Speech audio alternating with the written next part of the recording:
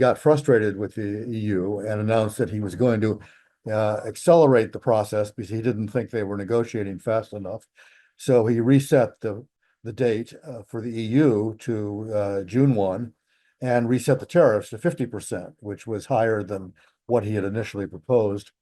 Then over the weekend, he got a call from the head of the European Commission, Ursula von der Leyen, who persuaded him basically to back off and restore the previous date. So they're back to July 9th for the new tariffs, but he's leaving it at 50%. So the threat is bigger than it was before, but the timing is the same as it was before.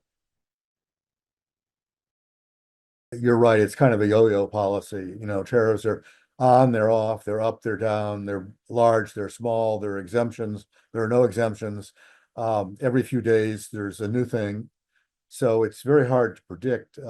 Although we're beginning to see a pattern, and the pattern is big demands, big threats, and then a postponement. And then sometimes, as with the UK, which is the only agreement so far that's actually finished, a fairly modest outcome. What Trump says when he talks about the EU, and he tends to focus on the things that irritate him. And once you get past the rhetoric about it's unfair and they're cheating us, the specifics are they have a value-added tax, which he thinks is a subsidy. They have a digital services tax, which he thinks treats our companies unfairly. They have a higher car tariff than we do. He's really obsessed with cars. And they have they have digital trade rules that he thinks discriminate against American companies. He's right about that one. And they have what are referred to as sanitary and phytosanitary standards, which means sort of food standards, food health and safety standards that, among other things, prevent our chickens from getting into the European Union. You know, it's easier to talk about tariffs because they're numbers, you know, and we want them to lower the car tariff. You know, that's not simple, but that's a number.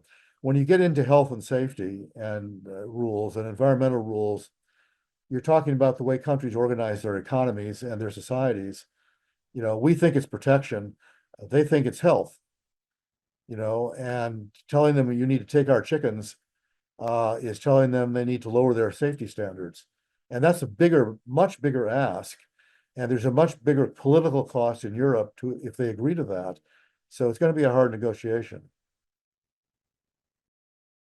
We've been talking about some of this stuff for 40 years without resolution. It's not going to happen in the next 3 months. If you look at the UK deal, though, there's a pathway.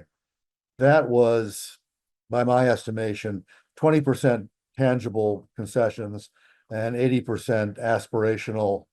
You know, we agree to talk more about this in the future. So in the UK agreement, they agreed to have a future negotiation about digital trade. They agreed to have a future negotiation about pharmaceuticals. Jelajahi cara baru mendapatkan informasi. Download MetroTV Extend sekarang.